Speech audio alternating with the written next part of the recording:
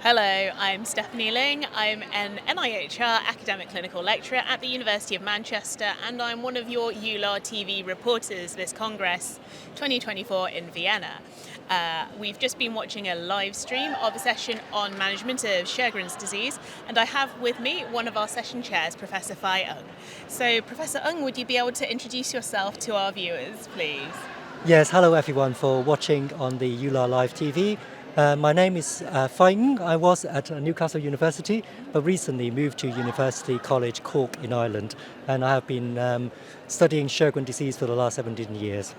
Excellent. So I think we had a really interesting session today. So my first question to you is, are you feeling positive about the advances that are being made in Sjögren's at the moment?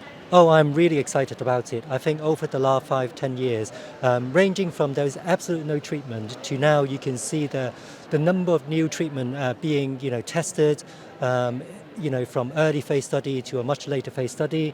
And I think more encouragingly, I think there has been some quite positive and interesting results showing some promising effect in some of the targeted pathways. So I think it's actually good news for the patient. We are hoping to see more data coming out in the next few years. And one thing that I took away from the session is that maybe we need to think about how we're measuring disease activity and treatment efficacy, and maybe moving towards different disease activity criteria. So what was your take on that? Well, again, I think this has been having some real progress over the years. So clearly, we're not quite there as a destination, as one of the speakers mentioned, but we are making progress. This is the important thing. I mean, journey, you don't start from the start to finishing line. So, but I think we are making steady progress, and there are clearly some other important refinement need to be made. So you can see, starting from no clear-cut primary, endpoint criteria, to having some endpoint criteria, to the more recent development of some kind of combination criteria such as stars and CREST is evidence of making good progress. And I think the key thing is that I think in one of the speakers who highlighted that there are different facets of the disease. So with the new criteria, we can now see that different facets are being also measured. That is also very important. Sure. And now, can I ask you a difficult question? You can ask. How do you feel about management of the fatigue of Sjögren's disease? Can you see anything coming on the horizon for that?